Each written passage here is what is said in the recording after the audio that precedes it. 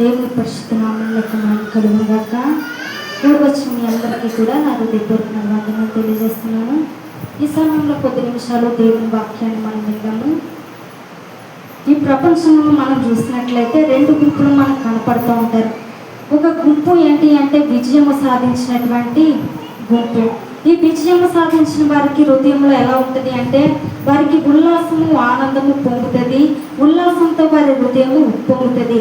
కానీ ఓటమి పాలైన వారికి మాత్రము భారంతో వారి హృదయం నింపబడి ఉంటుంది. కానీ ఒక దైవజనుడు చెప్తున్న మాట ఏంటి అంటే మన జీవితంలో కష్టాలు శ్రమలు లేకుండా ఒక విజయవంతంగా మన జీవితం ముందుకెళ్ళడం కాదు, కానీ మనకొచ్చే కష్టాల్లో శ్రమలో దేవుని యొక్క సన్నిధిని, దేవుని యొక్క కాపుదల్ని మనం అనుభవించడమే అదే నిజమైన విజయము అని ఒక సేవకుడు చెప్తూ ఉన్నాడు. కాబట్టి దేవుని సన్నిధిలో మన క్రైస్తవులుగా ఎలాంటి సమస్యలు వచ్చినప్పటికీ కూడా, ఎలాంటి ఇబ్బందులు మన జీవితంలో కలుగుతూ ఉన్నప్పటికీ దేవుని సన్నిధిని మనం అనుభవిస్తూ వెళ్ళడమే అది నిజమైన విజయము అని చెప్పొచ్చు. అపవాది లోకంలో గర్జించు సింహం వలె ఎవరిని మింగుతున్నా అని చెప్పి అపవాది తిరుగుతా ఉంది. అపవాది ఎవరికి శత్రువు అంటే మరి ముఖ్యంగా క్రైస్తవులకి అపవాది శత్రువు. కాబట్టి ఎవరిని మింగుదామా అని చెప్పి అది తిరుగుతూ ఉంటుంది. క్రైస్తవుల యొక్క జీవితాల్లో కష్టాన్ని శ్రమల్ని అదే తెచ్చి పెడతా ఉంటుంది. కానీ సాతాన్ని దేవుడు అపవాదిని ఆయన సిలువలో మరి ఆయన కాళ్ళ కింద శీఘ్రంగా దేవుడు కాళ్ళ కింద అపవాదిని తొక్కి వేశాడు. ఇప్పుడు సిలువలో ఆయన అపవాదిని తొక్కి వేసి ఇప్పుడు ఆయన మనకి జయాన్ని దేవుడు ఇస్తా ఉన్నాడు.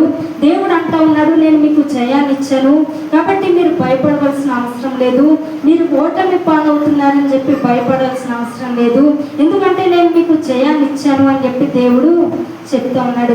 ఒక క్రికెట్ ఆడినప్పుడు అందులో మనకి ఒక వ్యక్తి కానీ బాగా ఆడలేని వ్యక్తి ఉన్నాడు అనుకోండి.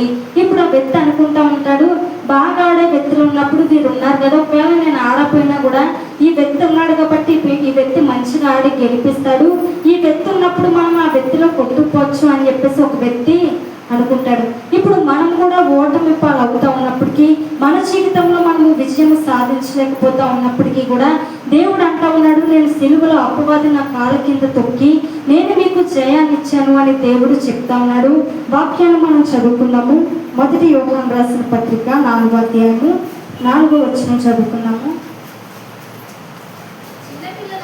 చిన్నపిల్లలారా మీరు దేవుని సంబంధులు, మీలో ఉన్నవాడు లోకములో ఉన్నవాడి కంటే గొప్పవాడు కనుక మీరు వారిని జయించి ఉన్నారు. మనము జయించి ఉన్నాము. ఏ కారణం చేత మనము జయించి ఉన్నాము అంటే దేవుడు మనలో ఉన్నాడు. మనలో ఉన్నవాడు లోకంలో ఉన్నవాడి కంటే గొప్పవాడు. ఒకవేళ ఇంట్లో వస్తువు ఉందనుకోండి, ఆ వస్తువుని ఎలా వాడుకోవాలో మనకు తెలియకపోతే ఉపయోగం ఏమి కూడా ఉండదు. ఎన్ని వస్తువులు ఉన్నప్పటికీ దాన్ని వాడుకోవడం మనకి చేత కాకపోతే ఉపయోగం ఏమీ కూడా ఉండదు. కాబట్టి దేవుడు మనలో ఉన్నాడు, మనలో ఉన్నవాడు ఆయన శక్తివంతుడు అనే విషయం మనకు తెలియాలి. మనలో ఉన్నవాడు గొప్ప సామర్థ్యం కలిగిన వ్యక్తి అని మనకు తెలియాలి. ఆయన యొక్క మహిమ, ఆయన యొక్క ఔన్నత్యము మనకు తెలిసి ఉండాలి. అలా తెలిసి ఉన్నప్పుడు దేవుడు మనకి విజయాన్ని ఇచ్చే దేవుడిగా ఉన్నాడు. ఇక్కడ వాక్యము సెలవిస్తూ ఉంది, మీలో ఉన్నవాడు లోకంలో ఉన్నవాని కంటే గొప్పవాడు. ఇప్పుడు మనిషి అనేది పైకి కనిపించేది కాదు, కానీ మన లోపల ఏమై ఉందో అదే నిజమై ఉన్నది. పైకి మనకు కనిపించే భాష, వేషధారణ ఇదేమి కాదు, కానీ మనం వేసుకునే వస్త్రధారణ ఇదేది కాదు, కానీ మన లోపల ఏమై ఉన్నదో అదే నిజమై ఉన్నది.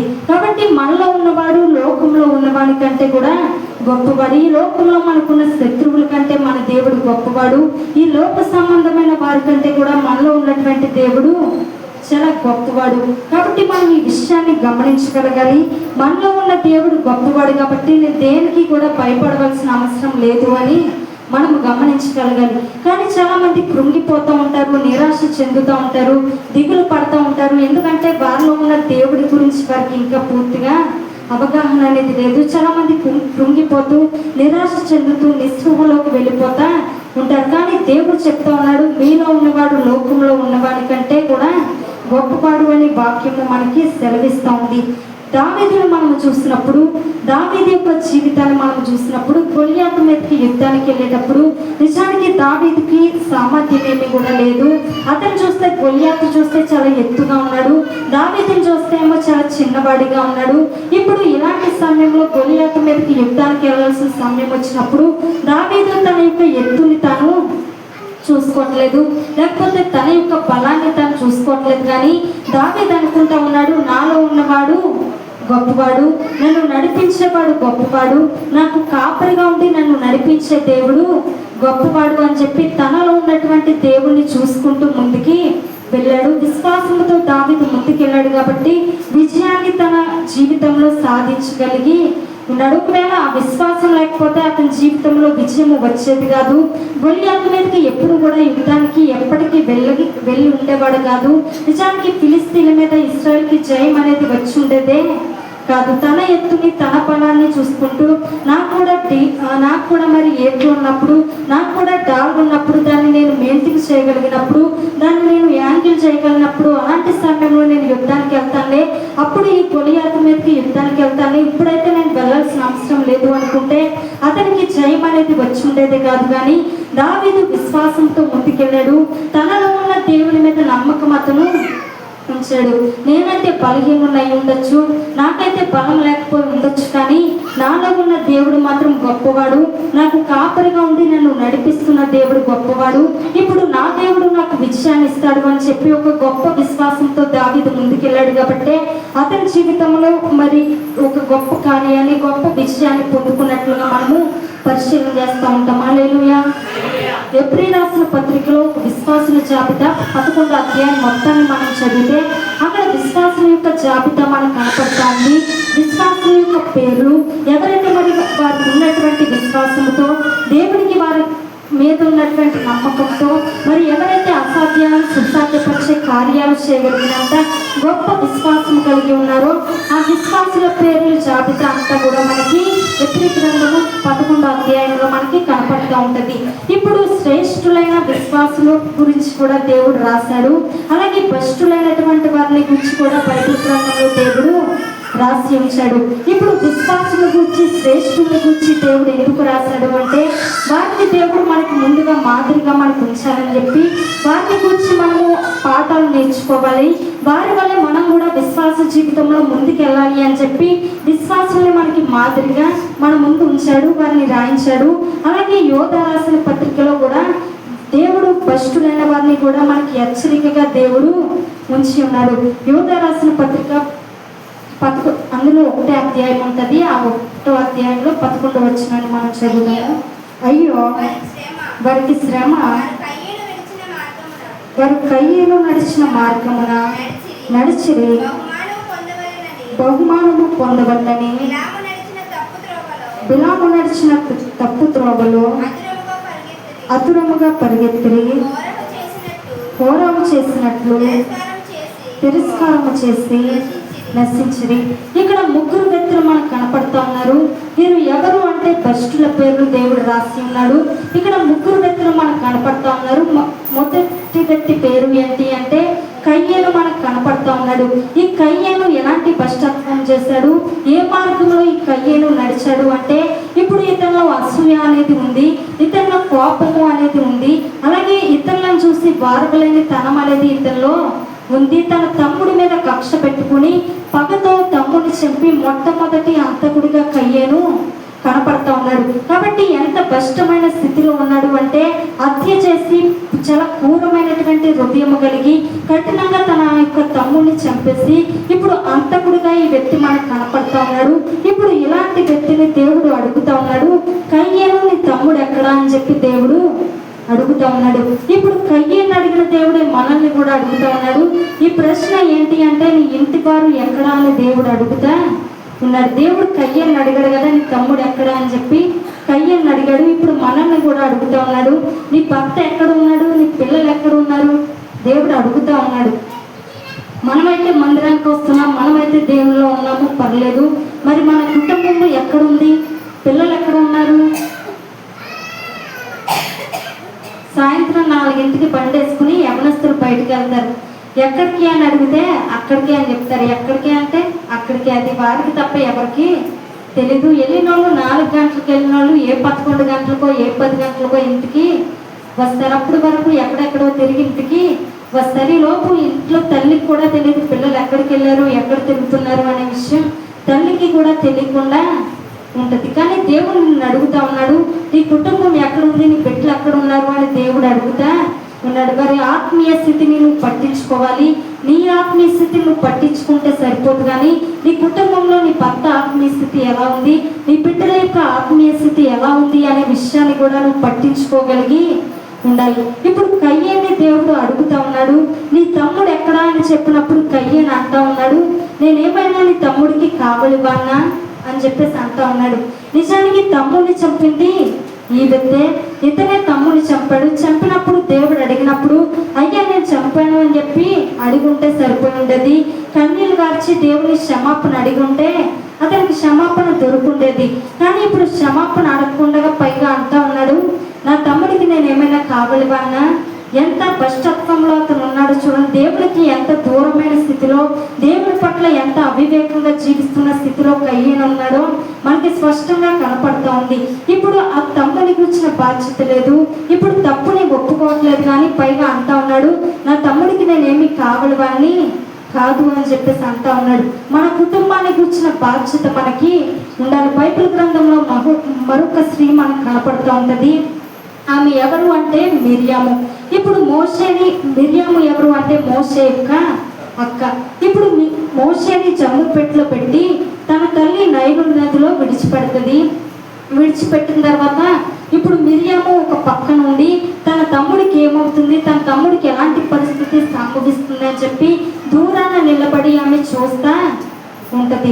ఇప్పుడు పరో కుమార్తె వచ్చి ఆ పెట్టిని చూసి ఆ పెట్టిని తెప్పించుకున్న తర్వాత ఇప్పుడు బిడ్డను చూసిన తర్వాత ఆమె చాలా తెలివితేటలుగా ఆమె దగ్గరికి వచ్చి, అమ్మ ఈ బిడ్డను నేను పెంచడానికి ఒక స్త్రీని నేను తీసుకుని వస్తాను అని చెప్పి ఒక స్త్రీ తన మోషే యొక్క తల్లినే తీసుకుని తెలివిగా వచ్చినట్లుగా వాక్యంలో మనము చూస్తూ ఉన్నాం. నిజానికి మిర్యాముకి తల్లి చెప్పలేదు, నువ్వు పక్కనే ఉండి తమ్ముడిని జాగ్రత్తగా చూసుకో, ఏమవుతుందో తమ్ముడి పరిస్థితి ఎలా ఉంది, ఎలా ఉంటున్నాడు ఏంటో పక్కనే ఉండి చూడు అని తల్లి చెప్పలేదు. కానీ తల్లి చెప్పినా చెప్పకపోయినా నా బాధ్యత నేను చేస్తాను అని చెప్పి ఆమె బాధ్యత చేసే వ్యక్తిగా ఉంది. కాబట్టి మన కుటుంబానికి వచ్చిన బాధ్యత మనకు ఉండాలి. వారి రక్షణకు వచ్చిన బాధ్యత, వారి యొక్క ఆత్మీయ స్థితిని వచ్చిన బాధ్యతను మనం కలిగి ఉండాలి. ఇప్పుడు కయ్యేని దేవుడు అడిగినప్పుడు ఆ వ్యక్తి చెప్పట్లేదు కయ్యేను ఏ మార్గంలో నడిచాడు అంటే, ఇప్పుడు అసూయ అనేటటువంటి మార్గంలో కయ్యేను నడిచాడు, పగ అనేటటువంటి మార్గంలో కయ్యేను నడిచాడు, ఇతరులను చూసి వార్వలేని స్థితిలో కయ్యేను నడిచినట్లుగా మనం చూస్తున్నాం. కాబట్టి వాక్యం సెలవిస్తుంది, కయ్యేను నడిచిన మార్గంలో మీరు నడకూడదు.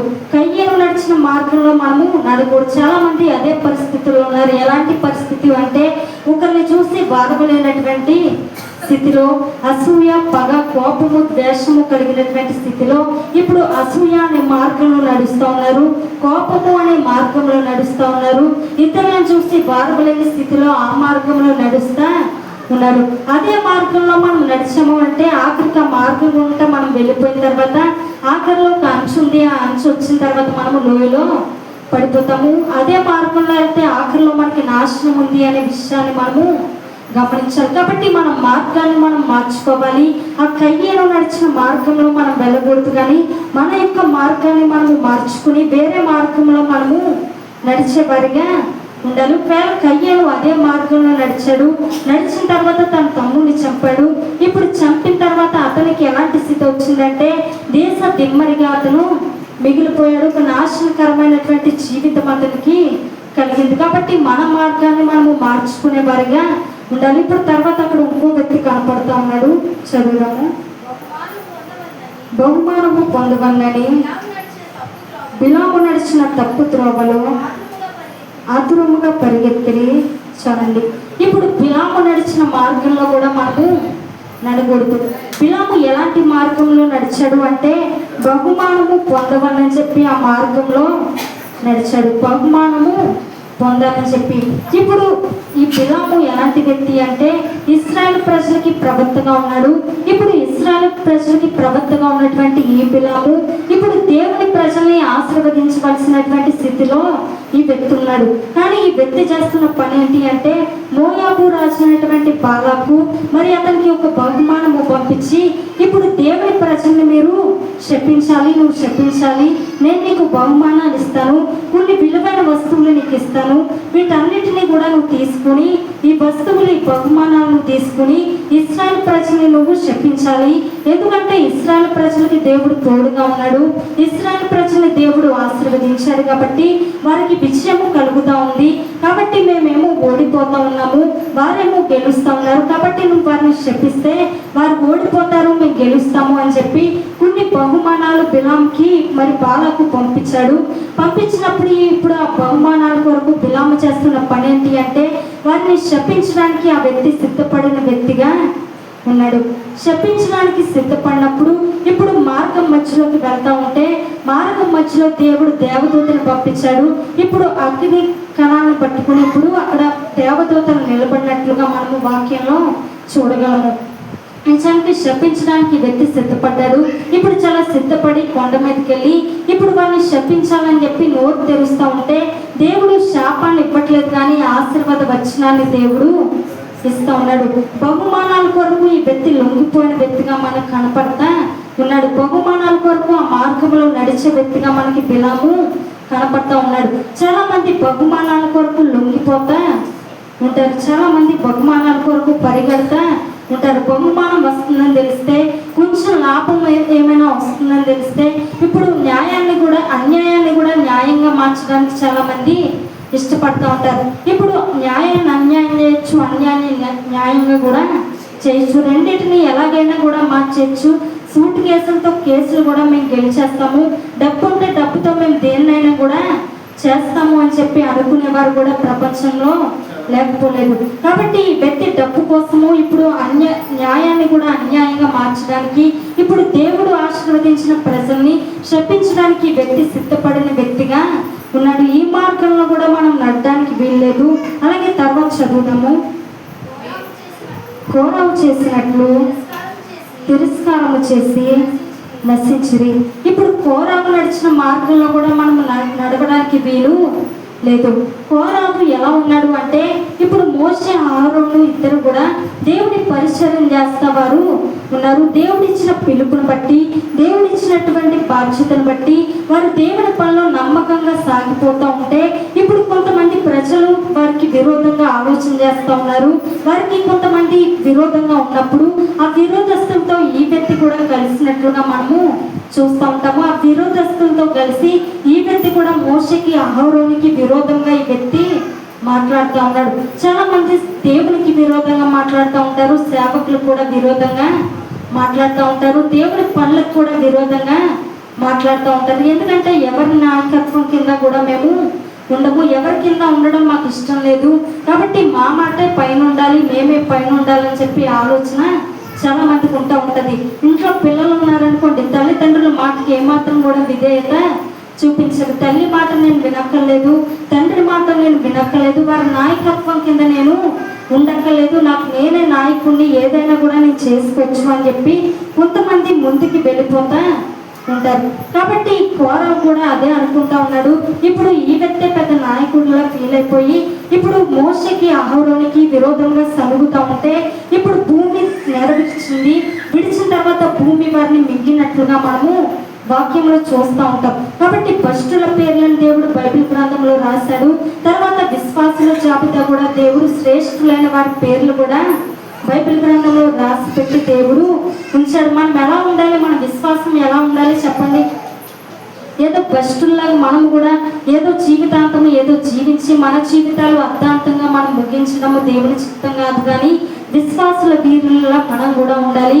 వారు ఎలా అయితే విశ్వాసులు మరి దేవుని గణపరుస్తూ దేవుని మహిమపరుస్తూ వారి తుది శ్వాస వరకు కూడా మేము దేవుణ్ణే మహిమపరుస్తాము, దేవుణ్ణే గణపరుస్తామని చెప్పి వారికి ముందుకు సాగినట్లుగా మనం కూడా ముందుకు సాగేవారిగా ఉండాలి. విశ్వాసము అంటే అదే, అంతేగాని విశ్వాసము అంటే ఏదో పైకి ఏదో చేసే విశ్వాసం కాదు, కానీ మన విశ్వాసము దేవుని పట్ల సందేహించకుండా ఉండాలి. మనం ఏదైతే అడుగుతామో అది పొందుకుంటామని మనం నమ్మి అడిగినప్పుడు దేవుడు మనకి అనుగ్రహిస్తారు. కాబట్టి అటువంటి బలమైన విశ్వాసం మనము కలిగి ఉండేవారిగా ఉండాలి. రోమపత్రిక 8వ అధ్యాయం 37వ వచనాన్ని చదువుదాము.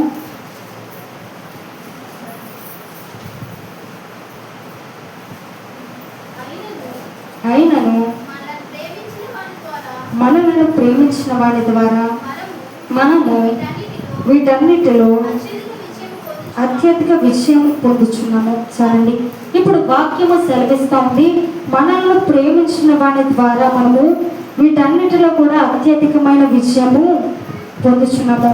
ఇప్పుడు దేవుని పట్ల ఆయనకున్న ఉద్దేశం ఏంటి అంటే మనమందరము కూడా విజయం పొందాలనేది దేవుని ఉద్దేశం. ఇప్పుడు దేవుడు మనకి వాటన్నిటి మీద కూడా విజయాన్ని ఇస్తాడంట.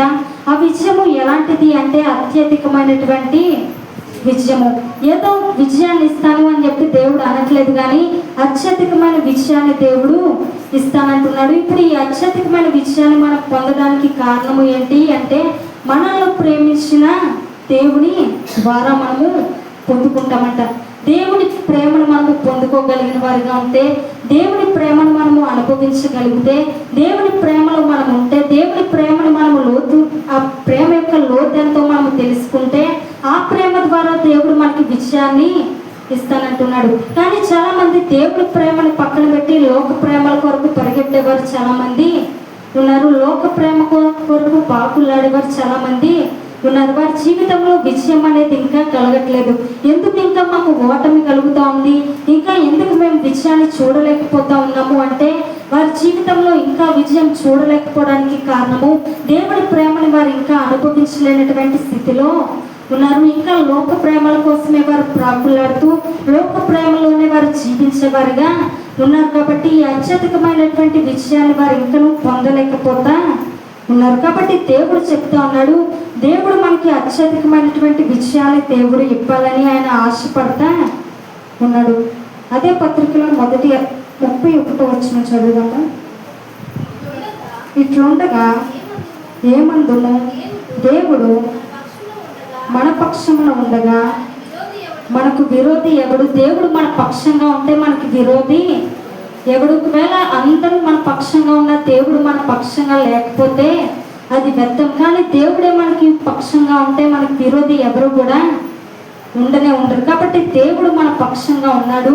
కాబట్టి దేవుడు మన పక్షంగా ఉండగా మనం దేనికి కూడా భయపడవలసిన అవసరము లేనే లేదు. కానీ ఎంతమంది ఒకవేళ మన చుట్టూ ఎంతమంది మన పక్షంగా ఉన్నా, ఒకవేళ ఈ లోకంలో గొప్పవారు, ఈ లోకంలో ఎంత పేరు సంపాదించిన వారు, ఒకవేళ చాలా గొప్పవారు మన పక్షంగా ఉన్నా కూడా దేవుడు మన పక్షంగా లేకపోతే అది చాలా వ్యర్థము. కానీ ఎవరు లేకపోయినా దేవుడే నీ పక్షంగా ఉంటే, ఎంతమంది నీ పక్షంగా లేకపోయినా దేవుడు నీ పక్షంగా ఉంటే దేవుడు నీకు విజయాన్ని దేవుడు ఇస్తాడు. దేవుని పక్షంగా ఉంటే ఆయన కాపుదల్ని, ఆయన సన్నిధిని నీకు ఇచ్చి దేవుడు నిన్ను ముందుకి నడిపిస్తూ ఉంటాడు. అందుకే యాకోబు రాసిన పత్రిక 4వ అధ్యాయము 4వ వచనాన్ని ఒకసారి చదువుదాము.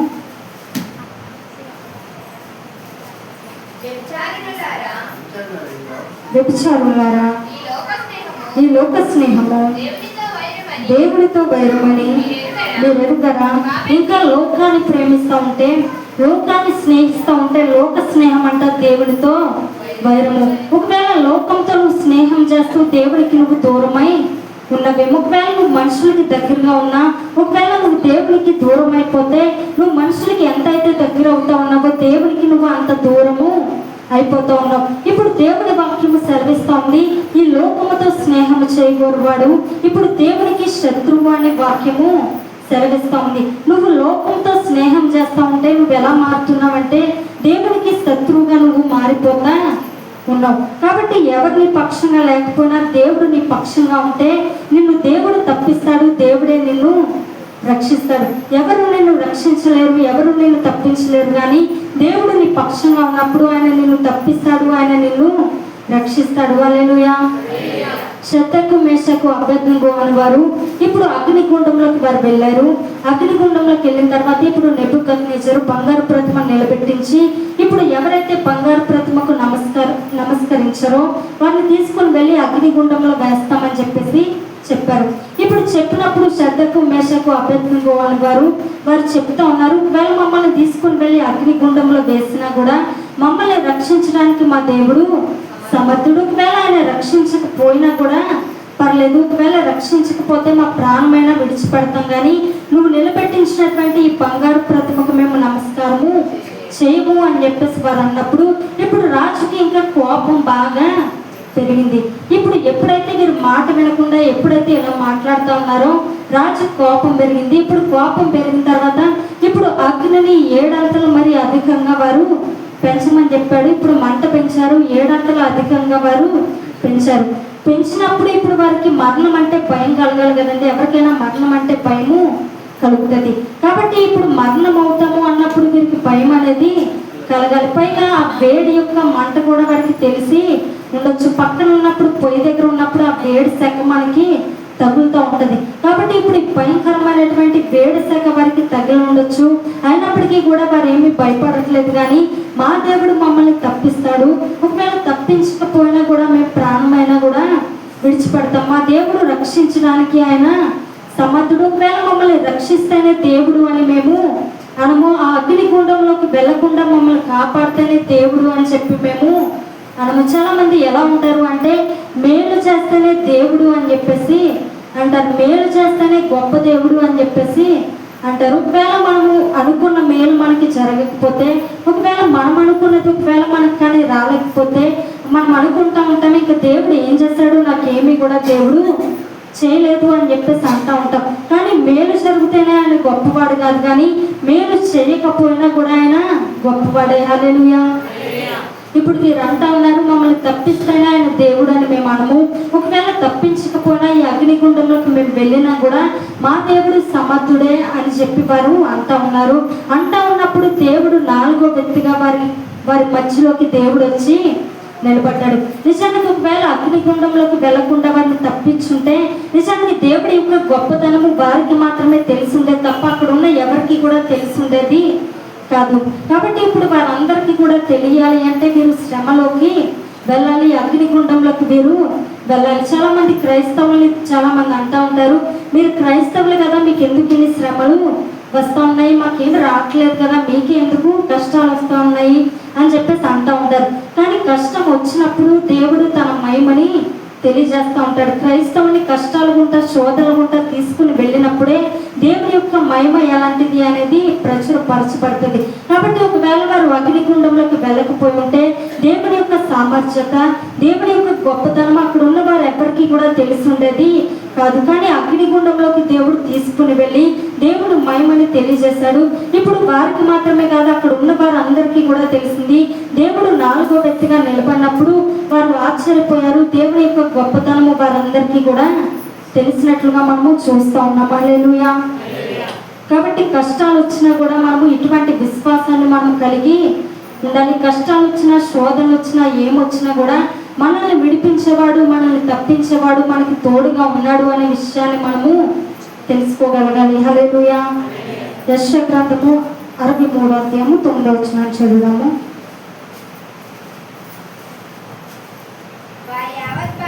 వారి యావత్ బాధలో ఆయన బాధ నొందెను, ఆయన సన్నిధి దూత వారిని రక్షించెను.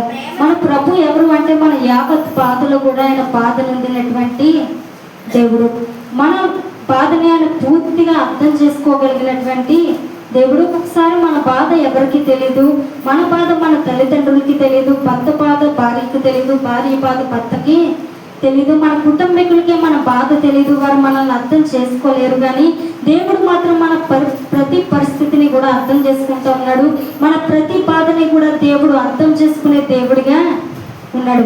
ఎందుకంటే ఆయన కూడా మనలా శ్రమలు పడ్డాడు, మనకులా ఆయన కూడా కష్టాలు పడ్డాడు, మనకులా ఆయన కూడా శోధింపబడిన వ్యక్తిగా ఉన్నాడు. ఎందుకంటే 33.5 సంవత్సరాలు ఈ లోకంలో మరి శరీరధారిగా ఆయన జీవించాడు కాబట్టి ఆయన కూడా ఎన్నో కష్టాలు పడిన వ్యక్తిగా మనకి కనపడుతూ ఉన్నారు. ఒక వ్యక్తి కష్టం వచ్చిందనుకోండి, ఇప్పుడు ఒక వ్యక్తి ఆపరేషన్ చేయించుకోవాలనుకోండి, మరో వ్యక్తిని మనం చూసినప్పుడు హాస్పిటల్లో ఆపరేషన్ చేయించుకున్నానని చెప్పినప్పుడు ఈమె కూడా నాకులాగా ఆపరేషన్ చేయించుకుంది, ఈమె చాలా బాగుంది కదా, నాకు కూడా ఏమీ అవ్వదు అని చెప్పేసి ధైర్యం ఉంటుంది. మనకులాంటి బాధ వారు కూడా పడ్డారు అని తెలిసినప్పుడు మనకి కొంచెం ధైర్యం ఉంటుందో, ఈ బాధపడే వారు చాలా బాగున్నారు కదా, మనకు కూడా ఏమీ అవ్వదు అని చెప్పి కొంచెం ధైర్యం మనకి కలుగుతా ఉంటుంది. కాబట్టి దేవుడు మనకి ధైర్యాన్ని ఇవ్వడానికి మన ప్రతి పరిస్థితుల్లో కూడా ఆయన యావత్ బాధ పొందినట్లుగా మనము చూస్తూ ఉన్నాం. కాబట్టి దేవుడు మనకి పక్షంగా ఉన్నాడు, మన పక్షంగా ఆయన ఉన్నాడు. కాబట్టి మనం దేనికి కూడా భయపడవలసిన అవసరము లేనే లేదు.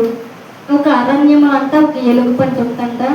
ఇప్పుడు ఎలుగుబంటి పిల్ల ఉంది. ఎలుగుబంటి పిల్ల ఉన్నప్పుడు సింహం అంట దానికి ఎదురుగా వస్తూ ఉందంట. ఇప్పుడు సింహం ఎదురుగా వస్తూ ఉన్నప్పుడు ఎలుగుబంటి చాలా భయపడింది. ఇప్పుడు సింహం ఒకవేళ నన్ను చీల్చుకుని తినేస్తుందేమో అని చెప్పి చాలా భయపడిందంట. భయపడిన తర్వాత ఇప్పుడు దానికి ఏమీ తెలియట్లేదు ఎలుగుబంటికి. ఇప్పుడు చాలా ఊపిరి పెట్టుకునేది ఉందంట, చాలా వణుకుతూ ఉంది. ఉన్నప్పుడు సింహం కొంచెం దగ్గరికి వచ్చింది, కానీ ఇప్పుడు ఆ ఎలుగుబంటిని ఏమి చేయకుండా అది వెనక్కి వెళ్ళిపోయిందంట. వెళ్ళిపోయినప్పుడు ఎలుగుబంటి పిల్ల అనుకుందంట, ఓ సింహానికి నేనంటే చాలా భయము, నన్ను చూసి చాలా భయపడి ఏం చేయకుండా వెనక్కి వెళ్ళిపోయింది అని చెప్పేసి ఎలుగుబంటి అనుకుందంట. కానీ అనుకుని వెనక్కి తిరిగి చూసినప్పుడు వెనకాల ఏముందంటే తల్లి ఎలుగుబంటి ఉంది. ఇప్పుడు ఆ తల్లి ఎలుగుబంటిని ఆ సింహం చూసి ఎలుగుబంటి పిల్లని ఏమి చేయకుండా అది వెనక్కి వెళ్ళిపోయింది.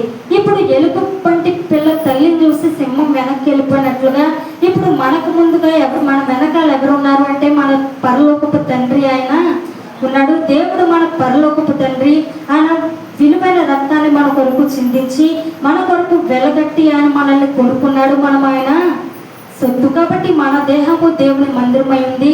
కాబట్టి మనము విలువ పెట్టి కొనబడినటువంటి దేవుని యొక్క సొత్తు. కాబట్టి మన వెనకాల దేవుడు ఉన్నాడు. కాబట్టి దేవుడు మన పక్షంగా ఉండగా ఎవరు కూడా మనల్ని ఏమీ చేయలేరు. ఏ కష్టం కూడా మనల్ని దేవుని దాటుకుని మన దగ్గరికి ఏది కూడా రాదు. హల్లెలూయా. ఆఖరిగా మరొక మాటను మనం చూద్దాము.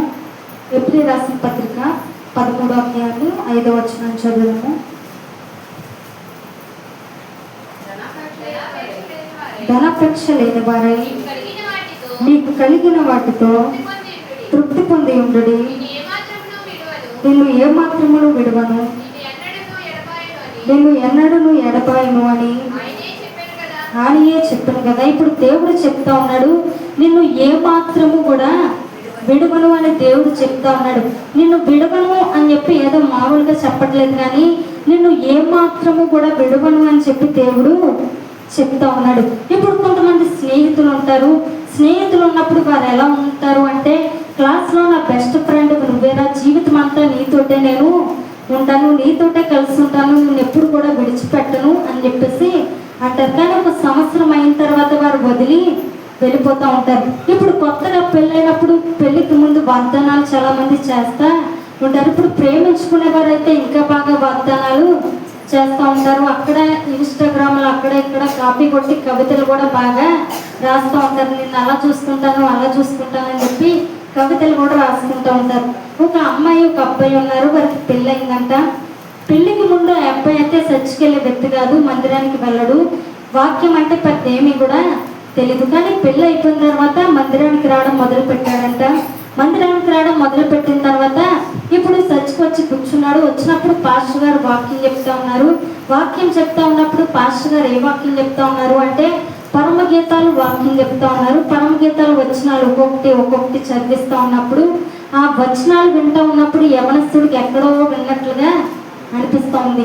ఎందుకు ఎక్కడ విన్నాడు అంటే, ముందు పెళ్ళికి ముందు తన భార్య లెటర్లో రాసి ఇచ్చింది. ఇవి ఎక్కడ ఇంకా ఫోన్లో కాదు, ఎక్కడ కాపీ కాదు, కానీ ఏకంగా పరిశుద్ధ గ్రంథం నుండి పరమగీతాల నుండి ఆమె కాపీ కొట్టి లెటర్ రాసింది. ఇప్పుడు అది చదివిన తర్వాత అతనికి అప్పుడు అర్థమైంది, ఓ అక్కడి నుంచి మా ఆవిడ ఇక్కడి నుంచి బైబిల్ గ్రంథంలోంచి ఏకంగా కాపీ కొట్టి నాకు లెటర్ ఇచ్చిందా అని చెప్పేసి అనుకున్నాడంట. నిజానికి పెళ్ళికి ముందు ఇలా వాగ్దానాలు చేస్తూ ఉంటారు, నేను విడిచిపెట్టను, నేను నీతో కలిసి ఉంటాను, అలా ఇలా అని చెప్పి చాలా వాగ్దానాలు చేస్తూ ఉంటారు. ఒక్కొక్కరు ఎలా ఉంటారంటే, మీ అమ్మని విడిచిపెట్టొచ్చే, మీ నాన్నని విడిచిపెట్టొచ్చే, వాళ్ళందరికంటే కూడా నేను నిన్ను బాగా చూసుకుంటాను అని చెప్పేసి కూడా అంటూ ఉంటారు. కానీ నిజానికి ఆ మాటలు నమ్మి ఒకవేళ తల్లిదండ్రులు అందరినీ విడిచిపెట్టి వెళ్ళిన తర్వాత ఒక సంవత్సరానికి ఒక వారం కూడా కాకుండా ఒక నెల రోజులకే వదిలేసి వెళ్ళిపోతూ ఉంటారు. నిన్ను విడిచిపెట్టను అన్న వాళ్ళని వదిలేసి విడిచిపెట్టి వెళ్ళిపోతా ఉంటారు. కానీ దేవుడు మనుషుల్లా కాదు, ఆయన మాట ఇచ్చి తప్పే దేవుడు కాదు, కానీ ఆయన మాట ఇచ్చాడు అంటే ఖచ్చితంగా దాన్ని నెరవేర్చేటటువంటి దేవుడు. ఇప్పుడు దేవుడు చెప్తా ఉన్నాడు, నేను ఏమాత్రము కూడా నేను విడిచిపెట్టను అని చెప్పేసి అంటా ఉన్నాడు. కాబట్టి మన కష్టంలో అయినా, నష్టంలో అయినా, వ్యాధిలో అయినా, ఎలాంటి పరిస్థితుల్లో అయినా కూడా దేవుడు మనకి తోడుగా ఉంటాడు. అందరైతే మనకు సంతోషంగా ఉన్నప్పుడు, సుఖంలో మనకు తోడుగా ఉంటారు, కానీ నిజానికి ఏదైనా కష్టం వచ్చిందంటే విడిచిపెట్టి వెళ్ళిపోతూ ఉంటారు. కానీ దేవుడు అన్ని విషయాల్లో కూడా మనకు తోడయ్యుండి నడిపించే దేవుడే ఉన్నాడు. నిజానికి యోసేపును మనం చూసినప్పుడు, యోసేపుని అన్నలందరూ కూడా కలిసి గోతులో పడవేశారు. పడవేసిన తర్వాత ఒకగానొక దినం వచ్చినప్పుడు అన్నలందరూ కూడా యోసేపు కాళ్ళ దగ్గరికి వచ్చారు. ఒకప్పుడేమో అందరూ తిరస్కరించారు, కానీ ఎప్పుడైతే కాళ్ళ దగ్గరికి వచ్చి పడ్డారో ఇప్పుడు యోసేపు జీవిత కాలం అంతా కూడా వారిని పోషిస్తూ ఉన్నాడు. పరువును అడిగాడు. అడిగిన తర్వాత వారికి ఒక మంచి ప్రాంతాన్ని ఇమ్మని చెప్పి ఒక ప్రాంతాన్ని అడిగి వారిని అక్కడ నివసింపజేసి జీవితకాలం అంతా కూడా వారి క్షేమాన్ని అంతటినీ కూడా యోసేపే చూసుకున్న వ్యక్తిగా మనకి చూస్తూ ఉంటాం. కాబట్టి కష్టంలో అయినా, నష్టంలో అయినా, ఎలాంటి సమస్యల్లో అయినా కూడా దేవుడు మనకి తోడుగా ఉంటాడు. మనలో ఉన్నవాడు లోకంలో ఉన్నవాడి కంటే గొప్పవాడు. కాబట్టి ఆయన జయ జీవితాన్ని మనకిస్తాడు. ప్రతి పరిస్థితుల్లో కూడా దేవుడు మనకి తోడుగా ఉండి నడిపిస్తాడు. అట్టి కృప దేవుడు మనందరికీ కూడా అనుగ్రహించుగాక. అందరూ లేచి నిలబడి ప్రార్థన చేసుకుందాము.